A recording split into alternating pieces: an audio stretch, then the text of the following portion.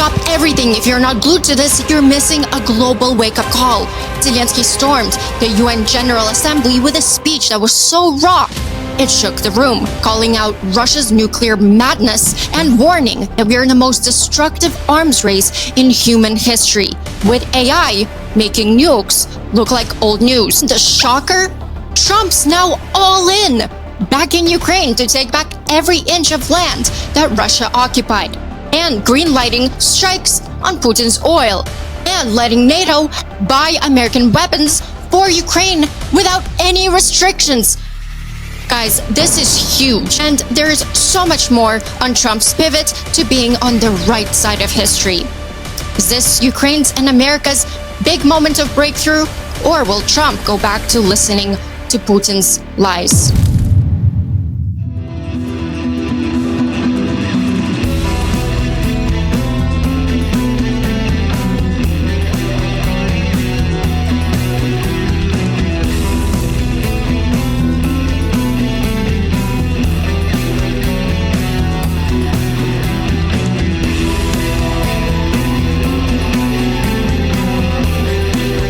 Before we dive in, smash that like, hit subscribe, and ring that bell. Thank you so much to all who support the channel. If you'd like to contribute, Buy Me a Coffee link is in the show notes below. We're diving into Zelenskyy's jaw-dropping UN speech, Fox interview, and we'll be discussing Trump's wild pivot.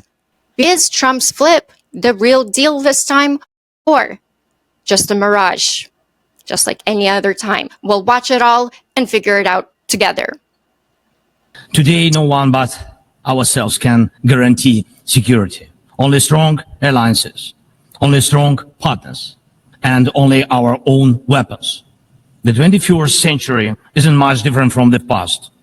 If a nation wants peace, it still has to work on weapons. It's sick, but that's the reality. Not international law, not cooperation. Weapons decide who survives. Weapons decide who survives. He's saying the quiet part out loud here. Morality doesn't stop missiles. Weapons do. International law doesn't work fully unless you have powerful friends, and even that doesn't work without weapons. It's terrible, but without it, things would be even worse. There are no security guarantees except friends and weapons. So what does that mean? That's a direct shot at the UN Security Council for being a big Ukrainians are peaceful people, but they are people who want to live freely in their own independent country. Zelensky says we have no choice but to fight. Boom.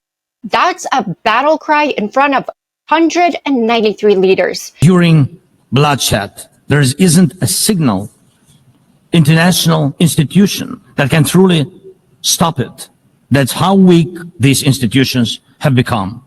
Roasted the UN for being too weak. And as Russia's war against my country goes on, people are still dying every week. Yet there is no ceasefire because Russia refuses. Russia abducted thousands of Ukrainian children, and we have brought some of them back. And I thank everyone who's helped. But how long will it take to bring all of them home? Look at Israel. Nearly 2 years have passed and hostages still haven't been freed. They must be freed, but even that still hasn't happened. And for years, there have been no real answers to other threats, either chemical weapons and famine used as a weapon. Last year, at this assembly, I warned the world about the risk of radiation disasters, especially due to Russia's occupations of our Zaporizhzhia nuclear power plant, the biggest in Europe, but nothing's changed. Nothing's. Every missile strike on Zaporizhzhia risks a nuclear disaster worse than Chernobyl. A day like that must never come. And yesterday, the plant went into blackout again, and Russia hasn't stopped shelling even in areas near a nuclear facility. And because of international institutions are too weak, this madness continues. If that doesn't wake up the room, what will? Even being part of a long-standing military alliance doesn't automatically mean you are safe. Just recently, 19 simple Russian drones violated Polish airspace, and only 4 were shut down. Luckily, they were not shaheeds or even worse.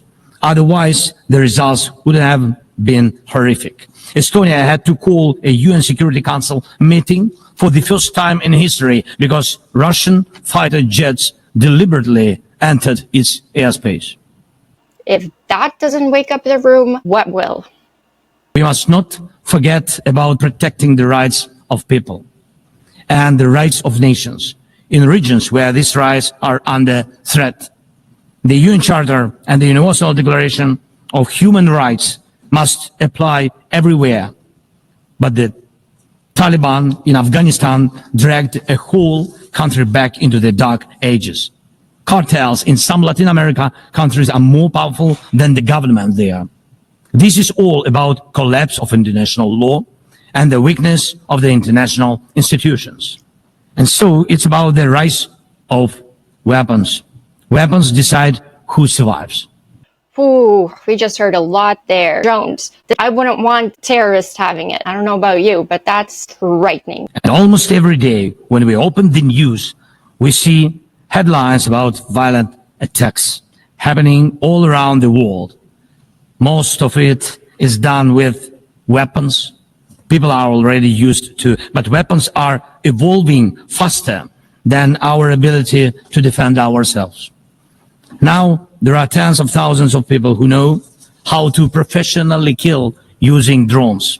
Of course, Ukraine is on the front lines with the drones. This better get regulated. I wouldn't want terrorists having it. Stopping that kind of attack is harder than stopping any gun, knife, or bomb. This is what Russia has brought. It used to be that only the strongest countries could use drones because they were expensive and complex. Now, even simple drones can fly thousands of kilometers. War tech doesn't care about geography anymore. It's now reshaping it. Just recently, airports in Europe had to shut down because of drones. Authorities couldn't even say what kind of drones they were, who sent them, or from where. Last week, North Korea announced the test of a tactical strike drone. That means even countries with limited resources can now build weapons that are dangerous to their neighbors. Ukraine and nations like Saudi Arabia know all too well how dangerous Iranian attack drones are. But what happens when all the types of drones become available, even to small terrorist groups or cartels? The world moves too slowly to protect itself, and weapons move fast. Now companies are already working on drones that can shoot down other drones, and it's only a matter of time. Not much before drones are fighting drones, attacking critical infrastructure and targeting people all by themselves, fully autonomous and no human involved, except the few who control AI systems. This isn't sci-fi. This is already happening. And of course, Ukraine is on the front lines with the drones. Dear leaders, we are now living through the most destructive arms race in human history. When he said, we are now living through the most destructive arms race in human history. That floored me. We'll keep watching. It includes artificial intelligence. And if there are no real security guarantees except friends and weapons, and if the world can't respond even to old threats, and if there is no strong platform for international security, will there be any place left on Earth that's still safe for people?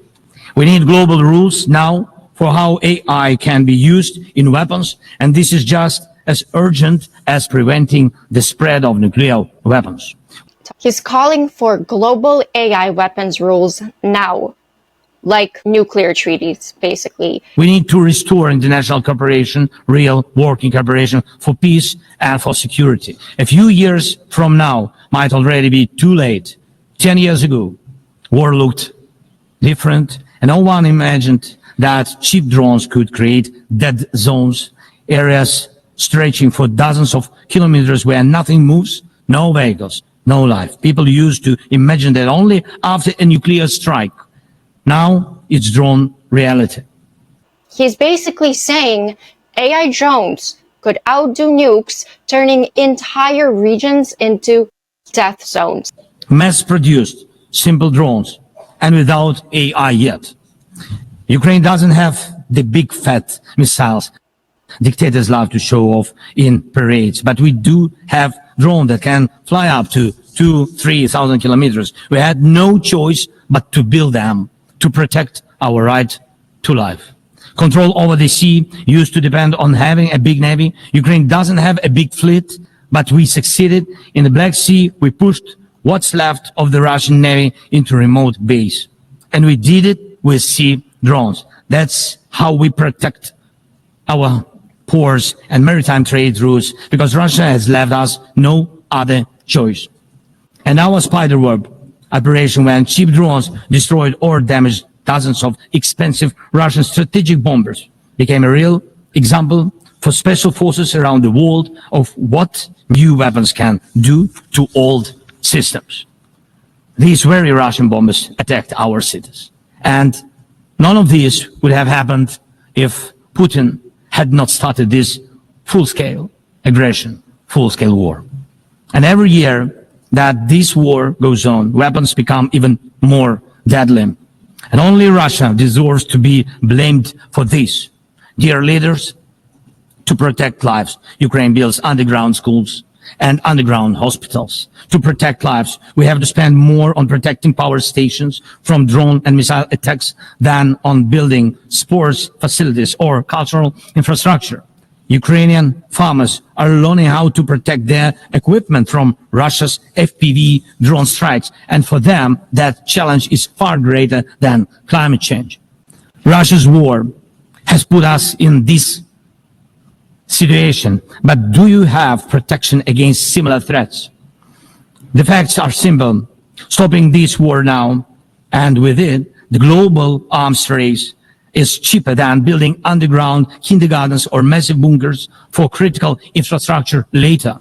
Wondering who will be the first to create a simple drone carrying a nuclear warhead. But that's frightening. Of course, Ukraine is on the front lines with the drones. So we must use everything we have together to force the aggressor to stop. And only then do we have a real chance that this arms race will not end in catastrophe for all of us. If it takes weapons to do it, if it takes pressure on Russia, then it must be done. And it must be done now. Otherwise, Putin will keep driving the war forward wider and deeper. And we told you before, Ukraine is only the first. And now Russian drones are already flying across Europe. And Russian operations are already spreading across countries. And Putin wants to continue this war by expanding it. And no one can feel safe right now. So first, we are now building a new security architecture for ourselves. More than 30 countries are already part of our coalition, a common security model for any other nation. If security guarantees work for Ukraine, something more than just friends and weapons, it will mean that people were able to make national security not a privilege for a few nations, but a right for everyone. Second, we are ready to make our modern weapons become your modern security, your modern weapon. And we have decided to open up arms exports. These are powerful systems tested in a real war when every international institution failed. And we are also ready to grow our defense production together with strong partners so that their protection is modern and reliable. You don't need to start this race from scratch. We're ready to share what has already proven itself in real defense. And third, many in the world are still relaxed. Still. But look at how many countries are here at this General Assembly, countries that are at war or just came out of war or are trying to stop one or openly getting ready for one. War has already reached too many people to pretend it has nothing to do with you.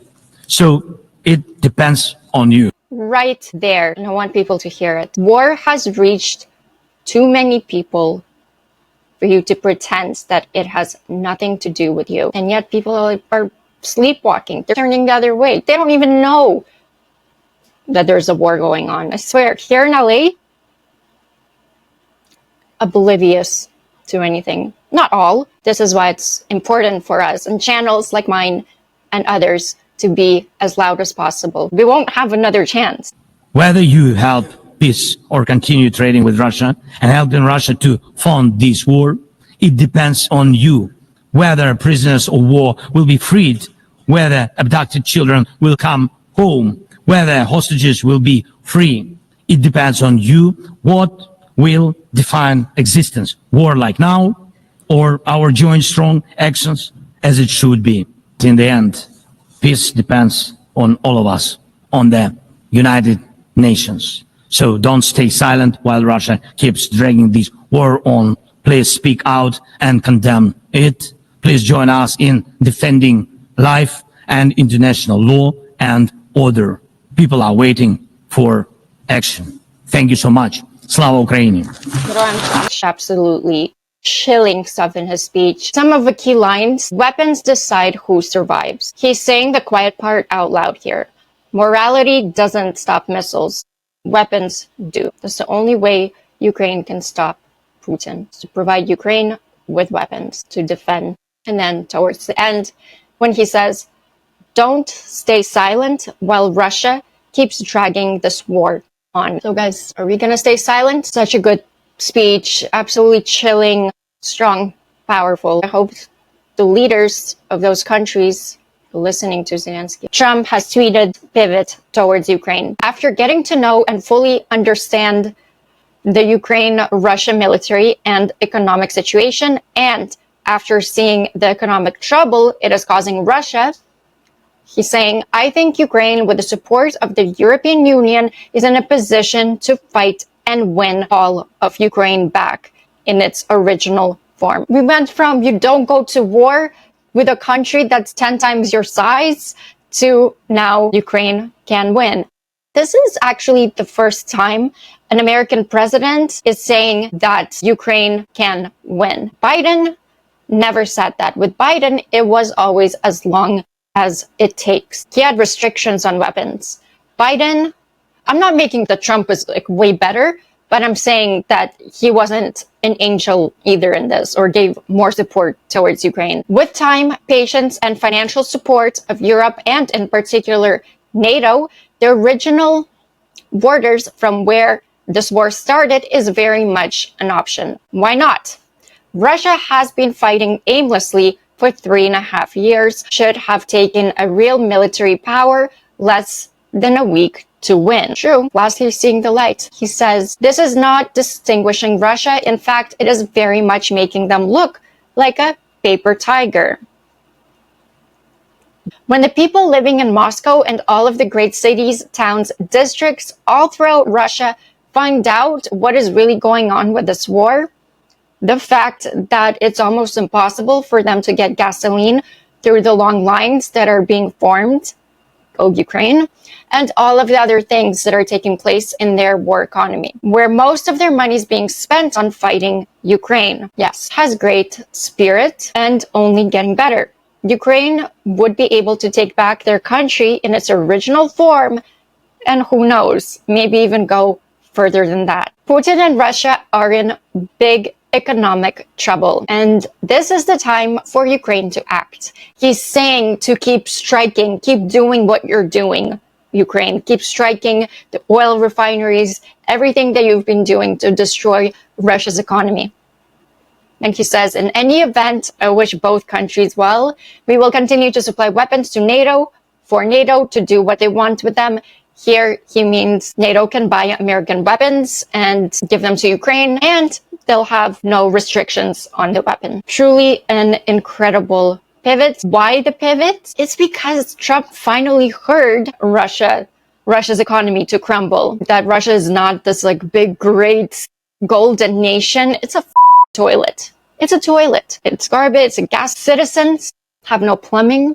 So it's an outhouse. Sorry, it's not a toilet. It's an outhouse. And that's what I've been saying. If Trump only knew what kind of garbage country Russia is, he wouldn't want to be supporting Putin so much and gushing of, it's a joke. Russia is a joke. So in response to the paper tiger comments that Trump made in his post, this is what Dmitry Peskov said. Russia is by no means a tiger. After all, Russia is more commonly associated with a bear. There is no such thing as a paper bear. You want to bet? It's you. And Russia is a real bear. That was the most lamest comeback from the Russian Dmitry Peskov. The president, who we all know very well, is a brave man, and he's putting up one hell of a fight. What? I can't believe it that we're here. We've come from Zelensky is a dictator. Zelensky should have never let it happen. It's Zelenskyy's fault that this war has started, to now Zelensky is a brave man. Trouble in paradise? Or is Trump finally waking up to the truth that Russia is a goddamn toilet, gas station? It's garbage. We have great respect for the fight that Ukraine is putting up. It's pretty amazing, actually. So, Mr. President, please. Thank you so much, Mr. President. First of all, thank you for this meeting. Thank you for your personal efforts to stop this war just now, Mr. President. Just now, our first ladies of Ukraine, first ladies of the United States. Yes. Just now, we'll have a meeting about Ukrainian children. Thank you for Melania's personal involvement to this topic. President Trump, your message to President Orban, who is refusing to stop buying Russian oil. Orban is Trump's friend. Well, he's a friend of mine. I have not spoken to him, but I have a feeling if I did, he might stop, and I think I'll be doing that. Thank you. Any questions? Mr. President, do you think that NATO countries should shoot down Russian aircraft if they enter their airspace? Yes, I do. Yeah, huge. No restrictions. Any update on your talks with President Putin, and do you still trust him? I'll let you know in about a month from now. What does it usually mean? 2 weeks, a month? When Trump says that, it means no. So the question was, does Trump still trust Putin? I'll let you know in about a month. That's a no. Has been made on ending Russia's war against Ukraine since the last time you saw President Zelensky? Well, the biggest progress is that the Russian economy is terrible right now. As you know, it's crashing. And that, frankly, Ukraine is doing a very good job of stopping this very large army. It's pretty amazing. You know, this is a war that should have ended in 3 days, 4 days. People said it was going to be very quick, and you got to hand it to the Ukrainian soldiers and everybody involved. It's still going on, and that's not a good thing for Russia. This was supposed to be quick, and so Russia doesn't look very distinguished, having taken 3. You would let Russia take all of it in 3 days, but of course, Ukrainians fought, so it wouldn't happen. But in theory, right here, because it literally means he was supposed to be done in 3 days. The hell is that supposed to mean? He was supposed to just come, storm Ukraine, take it? I don't like that line at all. Years now, right? So Yeah. 3.5 years of very hard fighting. And it looks like it's not going to end for a long time. Unless you put the pressure on Russia, President Trump. The latest alleged drone incursion into Denmark. What do you think of that? And Where are they? into Denmark, Copenhagen. Denmark is saying that there were some drones that shut down an airport, possibly Russian sabotage. What's your response to that? Will the U.S. have a material Well, I response have to that? no response until I find out exactly what happened. I know about it, but they don't know what happened. But we're going to find out very soon. Doesn't know about Would it. you back up NATO allies? You said that you thought that they should shoot down Russian aircraft. Would you back them up? Would the United States help them out in some way? Depends on the circumstance, but we're very strong toward NATO. NATO has stepped up. When they went from 2% to 5%, that was great unity. The only time that Article 5 was used, was after 9/11 strikes. America called NATO's Article 5. That was the only time. Trillions of dollars is being pumped in, and they're paying us for the weapons that we send. But that was a big day. Nobody thought a thing like that could happen. You had countries that weren't paying 2%, and now they're all paying 5%. That's a lot of money. It's a lot of weapons they're buying, and they're buying them from us. They've proven they're very brave. I mean, look, they're fighting, and this is a war going on 3.5 years, and people thought it would be over quickly. Zelenskyy's interview on Fox. What did you take away from your meeting with President Trump at the UN today? First of all, that it's very important that positions of our teams are closer than any time before. That's good that the details of the situation on the battlefield from intelligence of both countries are similar. And mostly this is good because it always depends on the position and on information. The future decisions, how to speak with Russians, I mean the President Trump teams, when they speak with Russians, from what position? From the position of pressure or from other position? It depends on the position on battlefield, position with economy in Russia, position battlefield of Russia and Ukraine. For example, today we shared that this September was difficult for our army, but it was successful really because 360 kilometers we deoccupied it. It's not big, victory, but it means that we are not losing. This is important. Your relationship with President Trump seems to have improved. Is that fair to say? I think we have a better relation than before. And I think we didn't have a close relation because we didn't have maybe time. I don't know other reasons. It's good that we have often phone calls and meetings. And I think the fact that Putin was lying to President Trump so many times also made a difference between us. I know your staff read the post from President Trump that he posted on Truth Social after your meeting, but in part he said this: I think Ukraine, with the support of the European Union, is in a position to fight and win all of Ukraine back in its original form from where this war started is very much an option. Are you surprised to hear that? A little bit. I'm sure in my people, in my army, and I'm sure in strengthening of in support of the United States. But President Trump was more positive in it, and he showed that he wants to support Ukraine to the very end. So we understand now that we are ready to finish this war as quick as possible. And he wants, and I want, and our people want. But he understands that Putin doesn't want. And I understand that he is not winning, but he says to everybody that he will win.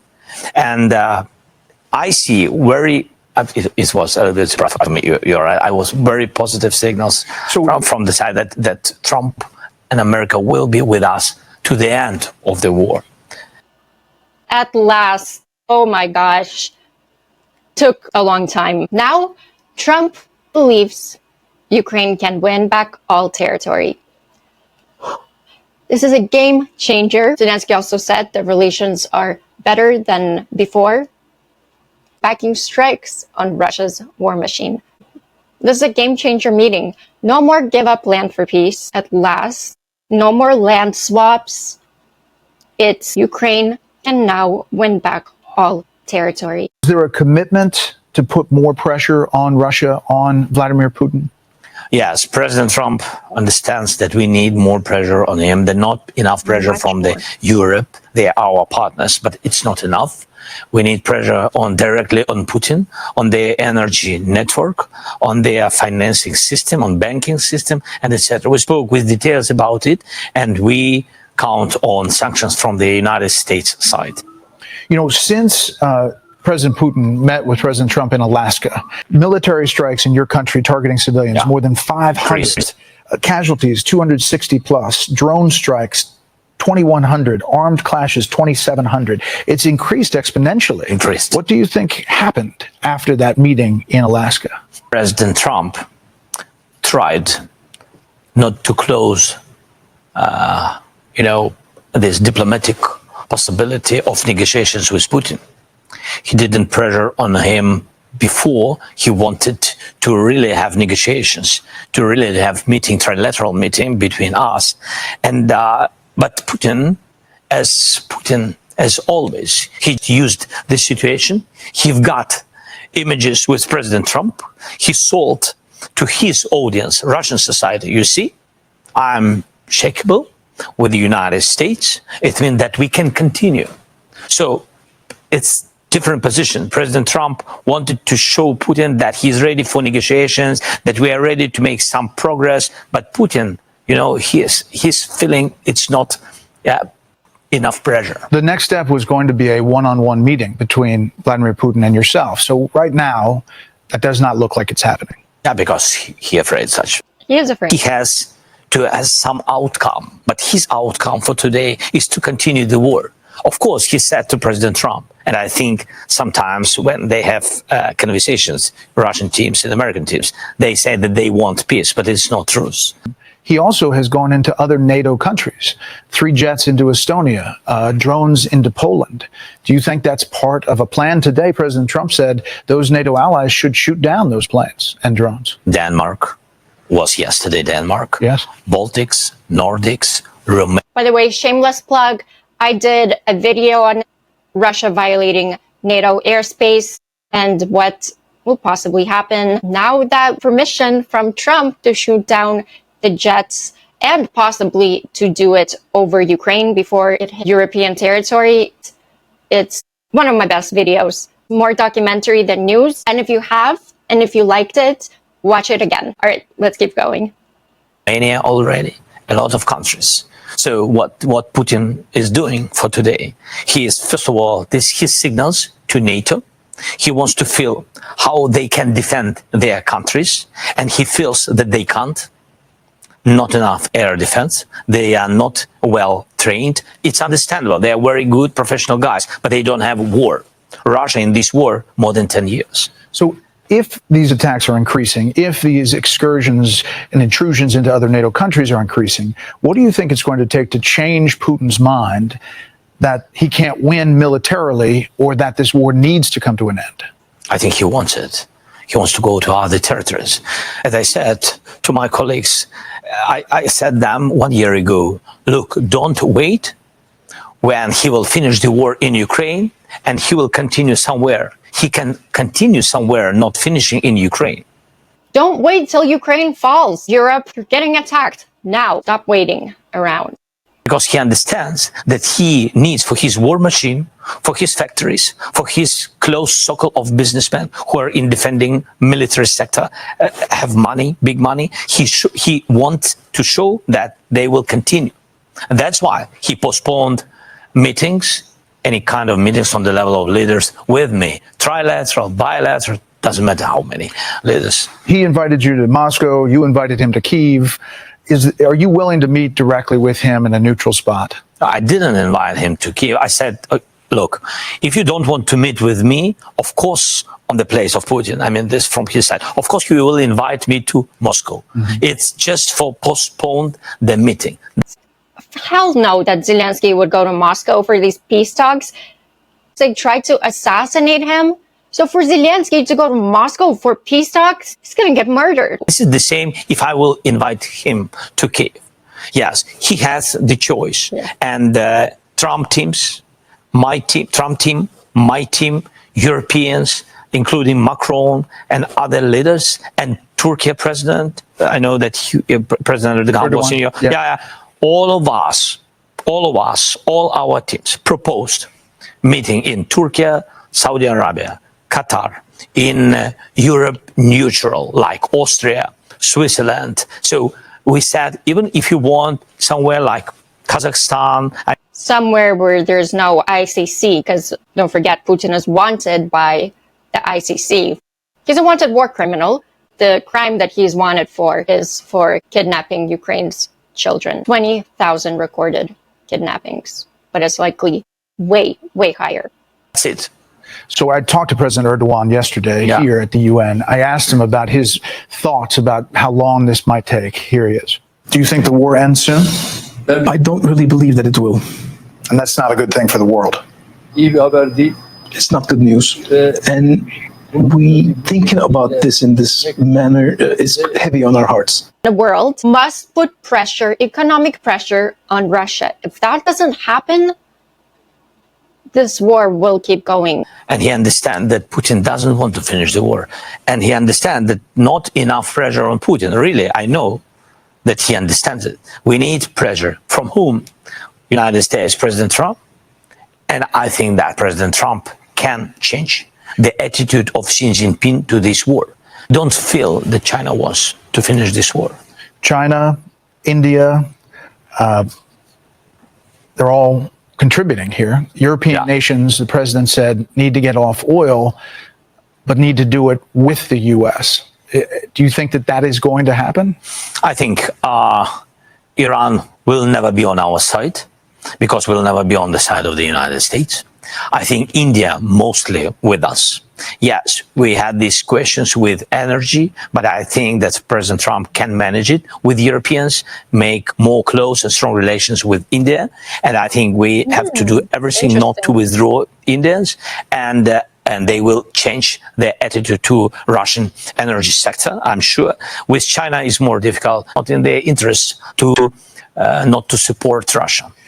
What concessions do you think, if you got to a negotiating table, you're willing to make?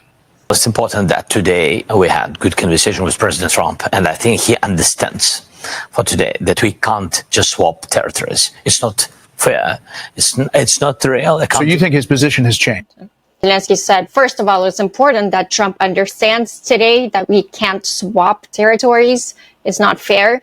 That's Zelensky saying no deals, no land swaps, full justice. It's the only way. I really count on this, on continuation of his attitude to the territorial question and the question of our sovereignty at the end of the days. And I think that it's not about territories, it's about the position of Putin. He will continue. If we will give them more that he really wants, he will continue. So the question how to stop the war is just to stop Putin's ambitions, to change his position to this war. How are your troops holding up? How is your country holding up? We're in a difficult position. The side of morality, we are on our land. It's our home. We are surviving, but we can't lose. We can't lose. Otherwise, we will lose our independence. For the people around the world, including here in the U.S., who are concerned about corruption inside your country, who are concerned about where all the money is going, who are concerned that you're not holding elections because you're in this emergency time. Plus, the move against anti-corruption agencies still rankles some of your own lawmakers. For those people concerned about that, what do you say? First of all, it's not true. All the anti-corruption reforms being voted by this parliament by majority. Majority is our party. Everything. Every changing, every independence of anti-corruption infrastructure was voted during all these years, even during the war. And all the European institutions who are always support this infrastructure, they know it. Because only majority voted for these laws. Even if we will change and find a way how to change, we need security for these elections. For example, we are ready. If we will have ceasefire, even if it's difficult according to our constitution. You'll hold elections. We can. Zelensky did say if there is a ceasefire, then there will be elections. He doesn't want to keep going. When there's peace, he's done his job. With our partners, of course, with security guarantees. Security guarantees. I'm glad he did it on Fox. Hopefully the MAGA crowd can start changing their mind about Ukraine. Even if Trump doesn't fully mean what he's saying with his pivot towards Ukraine, and we already seen it the first time he did a U-turn on Ukraine. That happened. MAGA and right-wing media started taking interviews with Ukrainian heroes. I saw a couple. There was a shift. Slowly, right-wing media in the United States is seeing the light, seeing the truth, seeing who are the invaders and who are the defenders of their own sovereign territory. I do want to mention that August, 25 Russian oil refineries were hit by drones. 25. And that's not a theory. That's why Trump is suddenly all in. Zelensky's words, "Weapons decide who survives," are the moral and strategic headline of the week. And Trump just handed Ukraine the loudest backing we've heard yet. But here's the cliffhanger. Is Trump actually for real this time? Has Trump finally understood that Putin is not stopping the war unless he is stopped with military and economic pressure? Will he stick to being on the right side of history, or will he go back to admiring Putin and take no action once again? That note, like this video of Zelensky's speech lit a fire under you. share this everywhere, and smash that bell. Please don't forget to subscribe if you're new here, and we'll be here for Ukraine's next moves. I'm Slavie. This is Slava Cast on Channel Yarchenko. Remember, truth first, always. On that note, God bless America and Slava Ukraini. Stay fierce.